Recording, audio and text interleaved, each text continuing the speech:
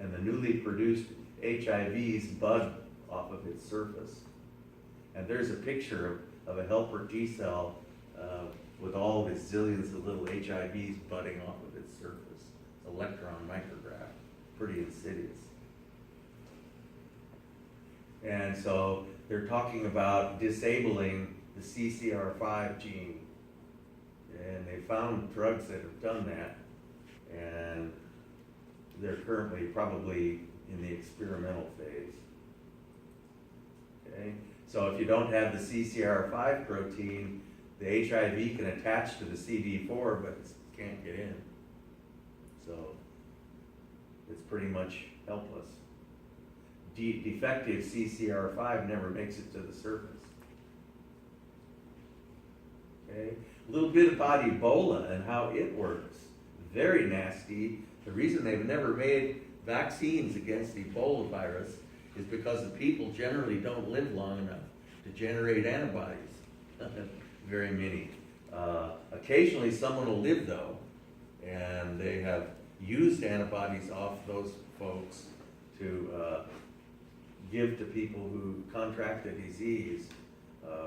One of the main problems seems to be, what do you do with the sick people or the dead people, which have to be gotten rid of because they're so highly contagious?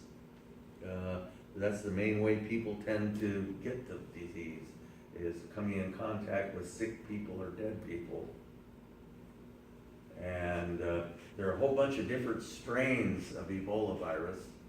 They all come from places in Africa, like Zaire and other places in Africa, okay? And related viruses. And they've completely identified these glycoproteins on the surface of these Ebola viruses. And the strategy of the Ebola virus is that they attack macrophages and dendritic cells and totally wipe them out, and you have no more antigen-presenting cells. Okay?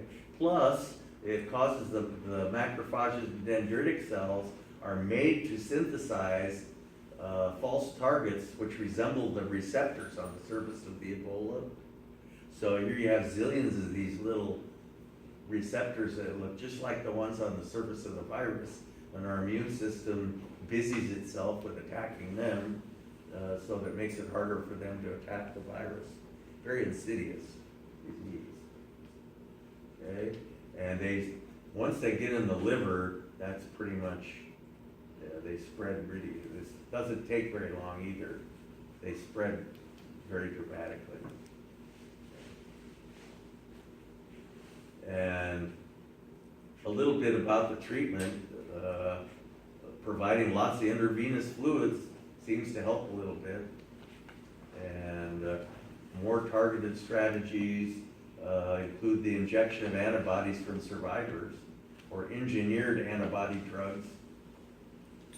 So, okay. Memory T cells.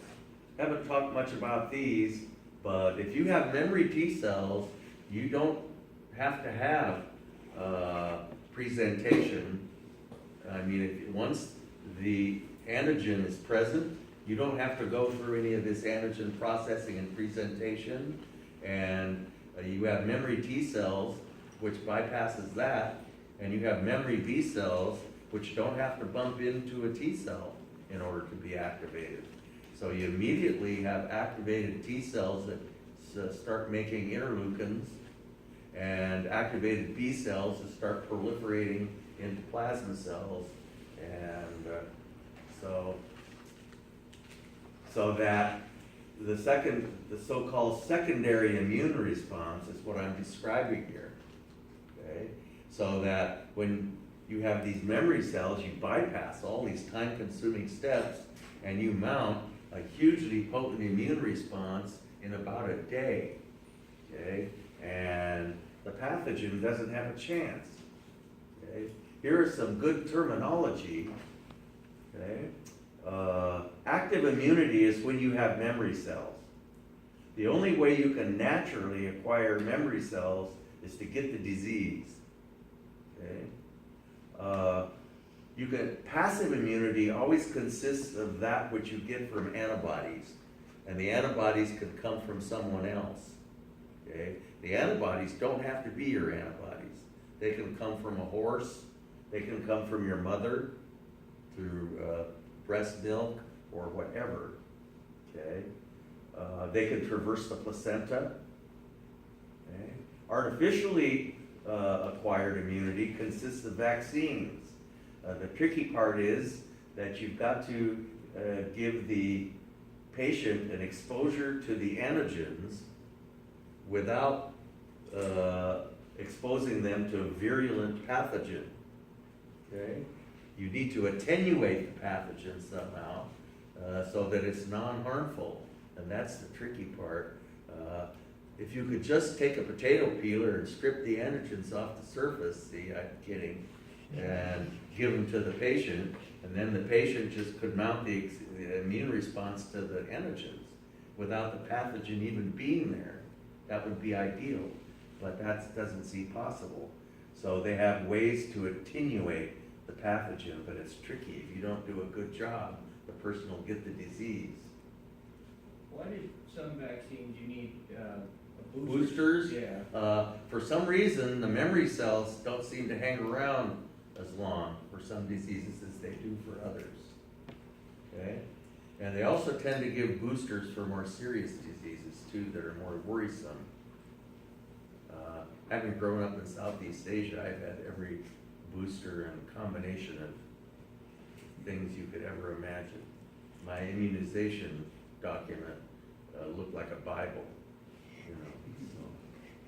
So. Passive, artificially acquired passive immunity is when you give someone a big injection of antibodies in the form of gamma globulin. Gamma globulin is just the antibody fraction of plasma proteins. Okay?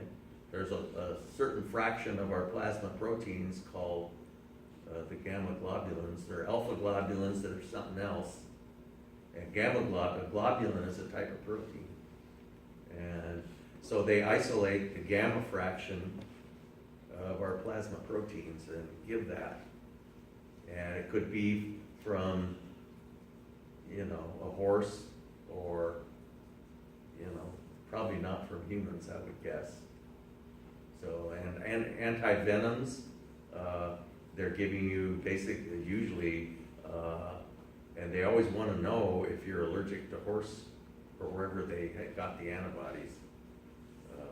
And a lot of antivenom kits will actually have a little thing that you can test yourself to see if you're allergic to horse serum or not. So before you, I think I would just go ahead on with it, the injection, and hope I wasn't. So this is a good picture. This shows the first time you come in contact with the disease, and after about 10 days, this is your antibody titer. And notice that the scale over here, your antibody titer, is logarithmic. That is very significant.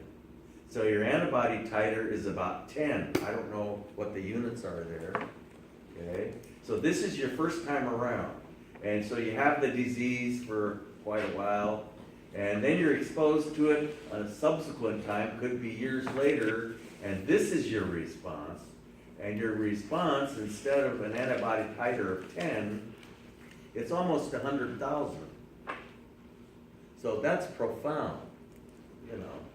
You can see why nothing could survive that, and it happens in a day.